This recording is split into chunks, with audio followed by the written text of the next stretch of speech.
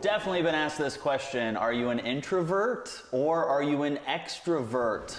Leave a comment below letting us know what you are and if you like the classification of being an introvert or being an extrovert. I am an introvert and I am here with Dr. Ramani, who is also an introvert, believe it or not. Yeah. And we actually polled everybody that was here on set, and there's 1, 2, 3, 4, 5, 6, 7, 8. Did I count you? Yeah. 9? No, it's 8. There's 8 of us. Out of 8 of us, 7 are introverts. Are identifying as introverts. Yeah. Yeah. Now, I think most people think if you had to choose, extrovert would be the one to choose. They're better. That's like the desirable one. They're more popular. Yeah. But is that true? Is it more desirable to be an extrovert? Are than extroverts an introvert? better than introverts? Well, I certainly hope not, just to protect my own ego. Yeah. I think that introverts have gotten a really, really bad brand and a bad label, and I think a lot of that's societally driven. A graduate student of mine, Irene Hernandez, who works very closely with me on a variety of projects, she's the one who sort of awokened me to the power of introversion in a really eloquent way, and has really talked to me, and her thesis is really on the strengths of introversion. So reading the literature review that she did as her project was amazing, and then it pushed me to say, yes, this is exactly right. So it's amazing how much society has made it seem like if you're not the life of the party, then I'm not inviting you to my party kind of thing. Yeah. And yet there's so many strengths and gifts that introverts bring to the table, and I don't think we as a society understand what they are, and I think that they really bear further attention, because I'm guessing actually a lot of our MedCircle viewers are introverts and know exactly what we're talking about when we bring this up. Let us know if you are. I'd be fascinated to read your comments and hear about your experiences as an introvert. And Irene is here with us today, so shout out to Irene, who's provided a lot of, and all the dog hair I just waved everywhere, but who has given us a lot of insight into this. And there was a moment in the series that you really credited to Irene, this great line that kind of summed up introversion and how it relates to anxiety. And I want to share that with our viewers right now. So take a look at this part of our series. Now, how does an introvert compare to someone with social anxiety? Okay, so Irene told me something brilliant. This is how. And in case someone skipped our first session. Oh, so yes, I will. So my graduate student and assistant and introvert expert extraordinaire, Irene Hernandez, taught me this beautiful way of remembering it. I want to give her credit because it's lovely. It's introversion is your way, social anxiety is in your way. And wait, say it again though. Introversion is your way. Is your way, yeah. Social anxiety is in your way. Got it. Okay? Got it. So introversion is simply who you are. Yeah. A person with introversion may not necessarily be socially anxious. Social anxiety is characterized by almost a fear of being criticized, ridiculed, or looking foolish in a social situation, and it's a real concern with being scrutinized. Now, that's not to say your average bear who's an introvert wants to get up and talk in front of 1,000 people. That's in fact where you and I, who are both introverts, maybe a little bit of an anomaly. But the fact is, though, that they are not, if they go and they're with a group of people, they're not sitting there the whole time wondering, do people dislike me? Now, is it possible for an introvert to be socially anxious? Absolutely. It's not synonymous, though. And I think a mistake that people make is that she's introverted, so she's afraid of people. That's not true at all. She's introverted because she's introverted. How does anxiety differ, or does it differ in somebody who's an introvert as opposed to an extrovert? Anxiety is anxiety. I mean, it's a phenomenon characterized by apprehension and avoidance and physiological arousal, like a racing heart, and you can't catch your breath, and you feel dizzy and tense. And that's anxiety. Yeah. Now, introverts may be more prone to anxiety because they tend to be higher in a trait called neuroticism. So yeah, you might see more anxiety in them, but once the anxiety is presenting, it may be that people who are introverted may go to different sources and different kinds of solutions for it, but the experience is going to be similar for introverts and extroverts. Yeah. But introverts do come with a lot of strengths Oh, that are heck unique yeah. to them. In the research and the thesis, what have the findings found? Lots of interesting findings. First of all, introverts can actually make really great workers on teams, especially when you need someone to just sort of dial down and get the work done. And you know how people like, oh, they get bored sitting in a room? They make wonderful students. They really do, because being a student is a very introverted process. You sit, you study, you read. Yeah. They make wonderful writers, artists, creatives, where you really do need to be sort of in a space by yourself for a while and work. So in that way, I think every time you pick up a book, you probably need to thank an introvert for that, you know. So because they wrote it. They wrote it. They were the ones who were willing to sort of lock into a room. I'm laughing because when I first met the producer at MedCircle, Bridget, I told her my favorite thing to do is, she's an introvert too, and my favorite thing to do is to sit.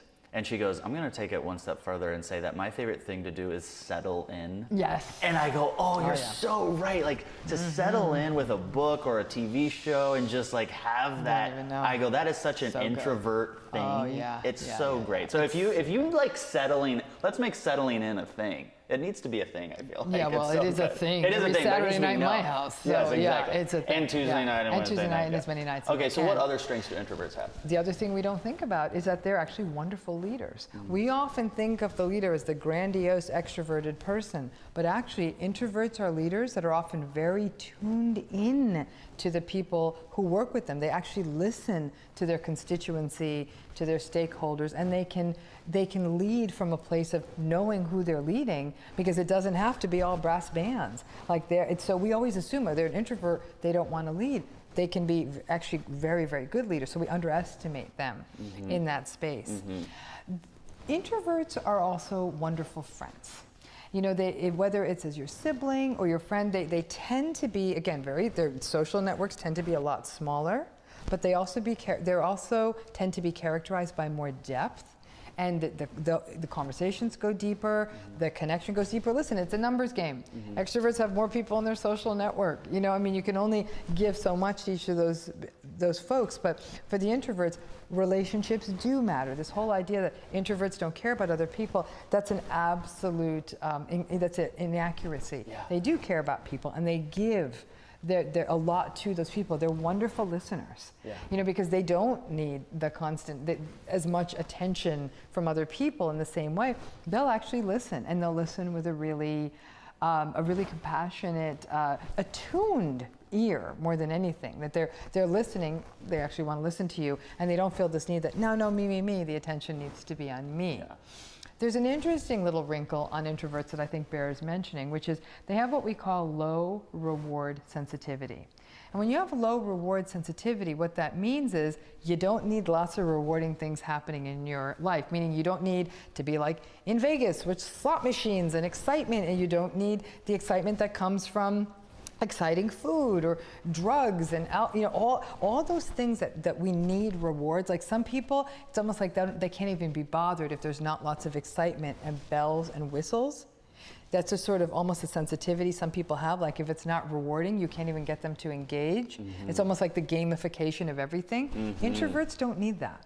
They actually are less sensitive to that. So they're operating at a very different level. And in that way, if you're a capitalist, you're not going to like introverts as much, because they don't go for the bells and whistles as much, to be frank with you. So there's again a more quiet kind of issue. You know, there's a quieter kind of picture that emerges there, because they don't need all that reward, you know, excitement. Well, you gave me such a phenomenal takeaway, aha moment from this class, because I am an introvert who has diagnosed depression since age of 9. And while I prefer to stay home, it's not always because I'm depressed, and rather that's the rarity of the reason. And I want to share that moment from inside the class. So take a look at this. So you will socially isolate in the name of the depression. Yes. But when you're not depressed, you won't socially isolate. That's right. You'll have the same level of social engagement as you did before. That is such a big moment for me and anybody else who's an introvert with depression, I would imagine, because I can recognize the difference between social isolation and just preferring to spend the night by myself. That's right. There's a huge feeling that the difference in feeling. And so if I'm noticing myself on the social isolation point, I think there would be a part of me before this moment that would have said, well, no, that's just because you're an introvert. Yeah. And you're ignoring the red flag. What that is, no, your depression is acting up. That's right. big. It's a big one. That was my big takeaway. And I love that just knowing that is going to change the way I live and enjoy the time I have with myself. What will people get from this series? I think that there's a lot they get from this series, because more than anything, there's a lot of mythology, and very inaccurate mythology around introverts. We tend to view introverts as somehow lacking. And in fact, when you look at a lot of the literature in psychology, it's introversion is like the absence of extroversion, as though extroversion is the thing you want, and introversion means you don't have it, rather than they're both, equal poles on a continuum, that they're extroverts, that they're introverts. And you call that ego. This idea we use is ego syntonic. Syntonic is that it's consistent with who you are. Like, you're good with this. This is who you are. The problem is the world makes it hard to be good with it, because everyone's like, come on, join us, fun time, group time. And can an introvert from time to time, will they go and participate in something like that, enjoy it? Absolutely. They'll come to a party. Will they be the one dancing on the table? Probably not. Right. Thank God for that, honestly. So you guys are probably missing out from me. How many people do you want dancing on your table in your house? But they'll enjoy, and they may be the person at the party who comes and is able to have a really cool, intense conversation with you off to the side a little bit. Maybe one of the most memorable things that happens to you at that party. So this idea of the introvert as a hermit, as somebody who is abnormally shy, who's aloof, who's socially uncomfortable, it's not that. It's a preference. And I have to say that, thank goodness we've got them. This is where, like I said, if I were not an introvert, I couldn't write books, because I'd be like, after 2 hours, like, where's the people? But that I wouldn't get the work done. So it's been a blessing in my career. But I have to say, there was that period of time, and I think when people are young, they feel like, oh, I think I'm supposed to be out in the world more. So, I think that idea of that we have to be very careful in how we think about personality traits, and realize that society values some patterns, and we need to make sure we don't get into that sort of pylon of thinking like, oh, well, introverts if they're not as good as extroverts. I mean, extroverts already have the best billboards on the freeway. So it's really time that the introverts get that kind of understanding. And like I said, when I looked at the kind of data that my student was getting in her thesis, I was shocked at how prevalent introversion was in her sample of college students.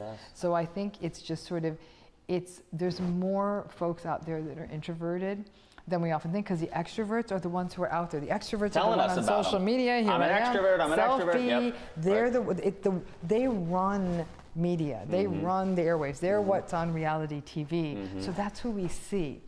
The introverts are the ones who aren't always commanding the attention. Not anymore, though. Not anymore. Look, we got cameras all around on 2 introverts. Change it up. But this class, go ahead. Yeah, but I think it's so important for our MedCircle viewers to really see that to get away from this idea that introversion is anything but just a healthy person. That's all it is. It's a healthy person. You have brown eyes, this person has blue eyes, moving forward. And it's for you to be okay. It's for you to be okay with it. This class, though, is not